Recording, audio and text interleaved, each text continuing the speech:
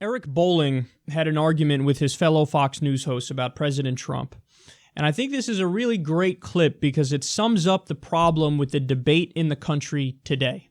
Let's watch. They elected Donald Trump. They didn't elect the establishment wing of the party. Sure. They didn't elect Jeff Sessions. They elected Donald Trump. And he has no accountability. He can do whatever he wants without sticking to an ideological core. But that's the foundation of American politics. Yeah, we need to demand that. And voters need to demand that. Then next time 2020 comes around, put someone up that can beat Donald Trump. Then why do we have Republicans and Democrats? They couldn't do that. But that's been a chief criticism of ideological core. When he was a candidate. Can I just point something out? You're laughing. Can I point something out? Sure. The stock market made another record high today. The labor market, there are more Americans employed today than ever in this country, ever. The housing market is on a record high than it's ever been also. What in the hell do you guys want? What else do you want? I'd like to see more consistent employment in his staff and in his That's what you want? You know, look at that in your camera too. Tell those people you care about who Donald Trump employs, or do you care about how much they make, how much money they bring home to the family? Why does it have to be an either or?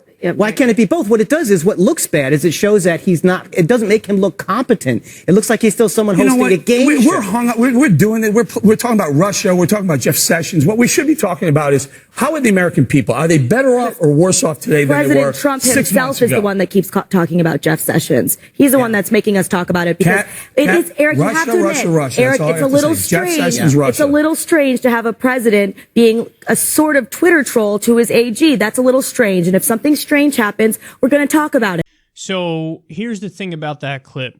I hate everybody involved in that discussion. I hate everybody. Now, let me explain exactly why that's the case. So first of all, as you could tell, Eric Bolling is very exasperated, and he's like, what do you want? Like, what do you want from Trump? And then he goes through a list of things that are supposedly good. I'm going to break that down. And then he uses that as evidence of, like, why are you guys all getting caught up on these dumb side issues when you should be happy as to the job Trump is doing? Okay. And then the response from a lot of the people, or probably the worst response, was, well, I wish there could be more consistency in this employment of his staff. That's your big, we got him, guys. We got him. He's not consistent in how he employs his staff. That makes me want to tell that guy to fuck off, okay? Then he goes, yeah, we just want more competency. And we want the White House to be run not like a game show. And yeah.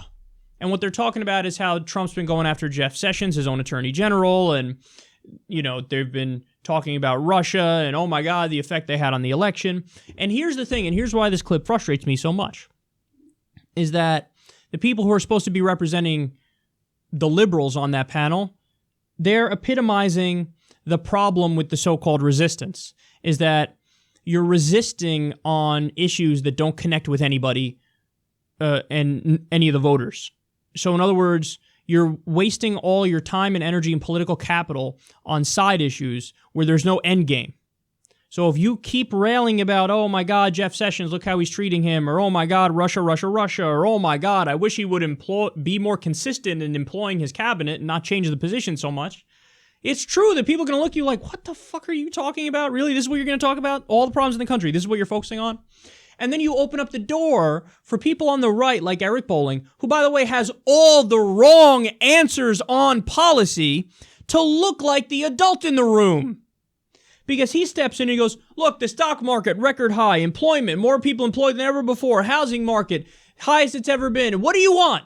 So now he looks like the adult because at least he's bringing up real issues, whereas you're talking about side issues and personality clashes and Real Housewives level bickering and, oh my God, Trump was so mean on Twitter to fucking Attorney General Jeff Sessions, and, oh wow, he's really shuffling people around in his administration a lot, and oh, Russia.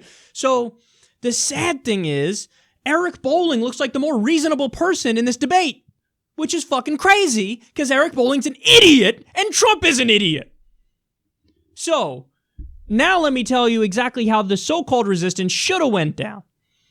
When Eric Bolling brings up, well, the stock market's at an all-time high. Okay, pause. First of all, the stock market doubled under Obama. It collapsed under Bush. Obama doubled the motherfucker, and you never use that as an indicator of the health of the job market. Why? Because it's not. It's only an indicator of the health of the rich. Only the rich, overwhelmingly the rich, hold stocks. So when the stock market does well, it shows you how corporations are doing and how their profit is doing and how the rich are doing.